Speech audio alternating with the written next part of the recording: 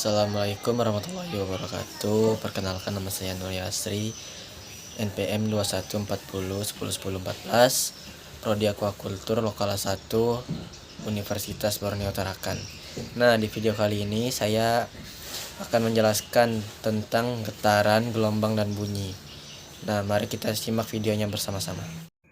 Ya, langsung saja yang pertama, getaran atau osilasi, yaitu gerak bolak-balik suatu benda pada suatu lintasan yang memiliki satu posisi kesetimbangan. Jika gerak ini berlangsung secara periodik, berulang secara teratur, maka dikenal sebagai gerak harmonik sederhana atau disingkat GHS. Suatu gerak disebut sebagai GHS jika percepatan benda tersebut berbanding lurus dan arahnya berlawanan dengan simpangan. Besaran-besaran dalam GHS. Yang pertama, waktu yang dibutuhkan benda untuk melakukan satu osilasi penuh disebut sebagai perioda. Yang kedua, banyaknya osilasi dalam satu satuan waktu dikenal sebagai frekuensi. Yang ketiga, simpangan maksimum dari suatu kesetimbangan disebut sebagai amplitudo. Besaran-besaran dalam GHS. Yang pertama, waktu yang dibutuhkan benda untuk melakukan satu osilasi penuh disebut sebagai perioda.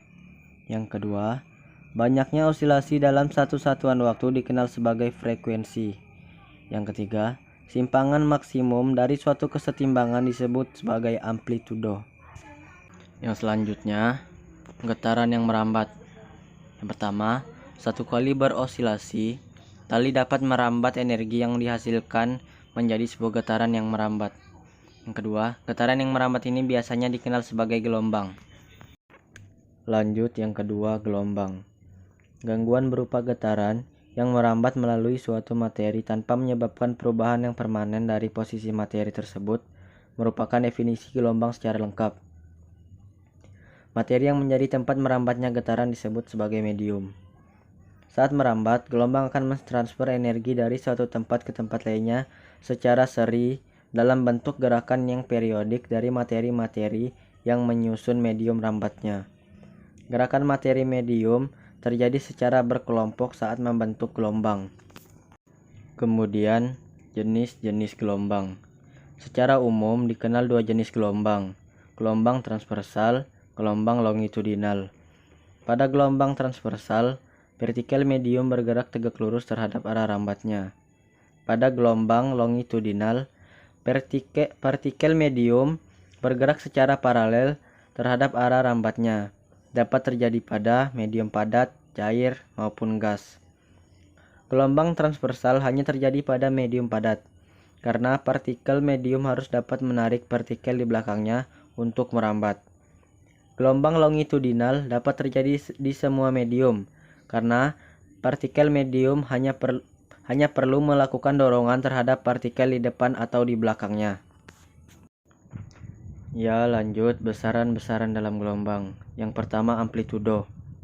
Simpangan maksimum yang dicapai suatu partikel dari titik kesetimbangannya. Yang kedua, frekuensi. Banyaknya gelombang yang terjadi dalam satu satuan waktu. Yang ketiga, panjang gelombang.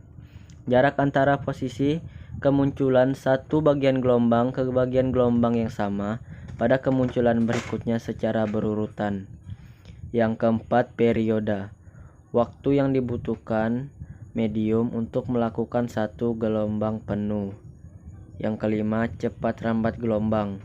Rata-rata pergerakan gelombang pada medium setiap satuan waktu. Ya, lanjut, pemantulan gelombang. Banyaknya gelombang yang dipantulkan bergantung pada berapa besar perubahan atau perbedaan kecepatan rambat gelombang pada kedua medium tadi. Semakin besar perbedaannya, maka akan semakin besar gelombang yang akan dipantulkan. Peristiwa pemantulan ini biasanya dimanfaatkan untuk ruang konser, studio, teater, dan lain-lain. Saat gelombang merambat dari satu medium ke medium lain yang berbeda, maka kecepatan rambatnya pun akan berbeda. Ini menyebabkan ada sebagian gelombang yang akan dipantulkan. Ya, kemudian yang ketiga, bunyi.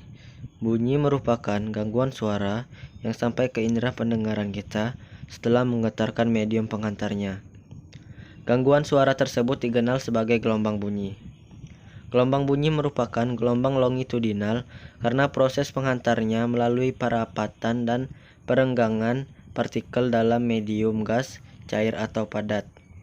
Sumber gelombang bunyi akan bergetar dan getarannya akan ditransfer pada medium penghantar dengan cara mengganggu kerapatan medium.